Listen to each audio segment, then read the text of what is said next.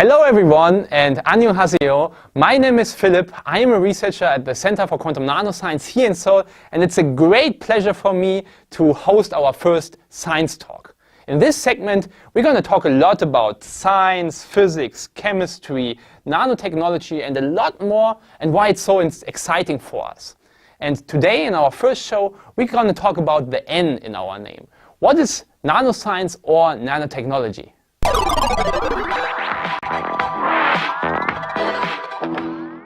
So probably you guys have seen the latest Avengers movie. Let me show you my favorite scene.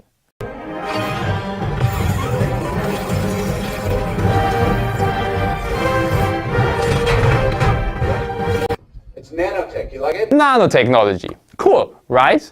But what is nanotechnology actually, or nanoscience? Because the word nano itself is nowadays used almost everywhere, from Autovax to anti-aging cream to nano powder urine-based tank fuel. You know, stuff we really need.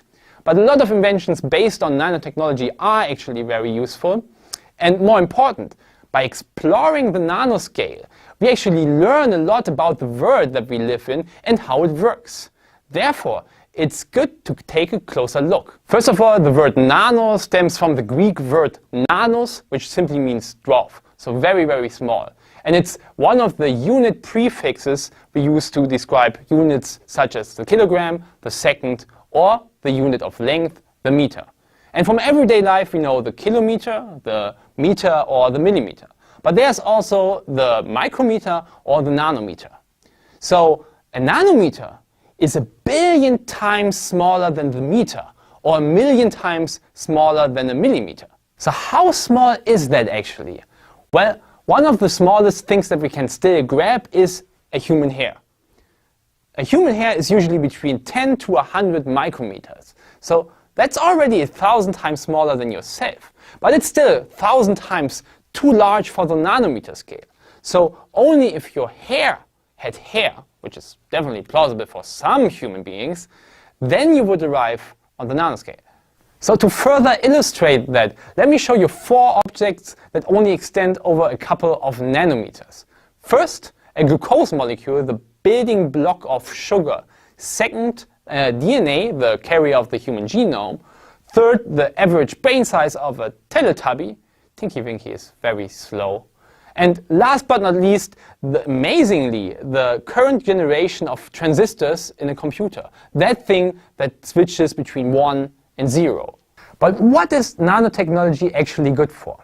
So indeed, one of the immediate benefits of nanotechnology is by simply making things smaller, as we have seen earlier in the case of the transistor, by simply putting more of the same objects into the same space. And today, even an average mobile phone has a better, higher computing power than the computer that was used to coordinate the moon landing thanks to incredible advances in device fabrication. Another example is that materials behave differently when you shrink them in size, for example for their optical properties. Gold, which is usually nice, yellow and shiny, changes its color when it's in the form of nanoparticles. The wavelength of absorbed light is roughly proportionate to the particle diameter and shifts from blue to red for particles at around 100 nanometer. Another example is surface tension, the tendency of a fluid to wet a surface. Nanostructured surfaces can greatly increase the area of the surface and in that way consequently also change the surface tension. And this can prevent a surface to get wet simply by making it energetically unfavorable to cover that surface by water. So this is obviously great for non-sticky frying pans or clothes that don't get dirty and wet. In Germany, where I'm from, in the city of Hamburg, in the red light district, they used it for something else. They coated the surfaces of public vaults with a nano coating to prevent public urination, since the wall is simply able to pee back. And last but not least, even physics as we know it doesn't work anymore on the nanoscale, and the weird and wonderful world of quantum mechanics starts to take over and to dominate, where particles are waves and waves are particles and cats are dead and alive at the same time.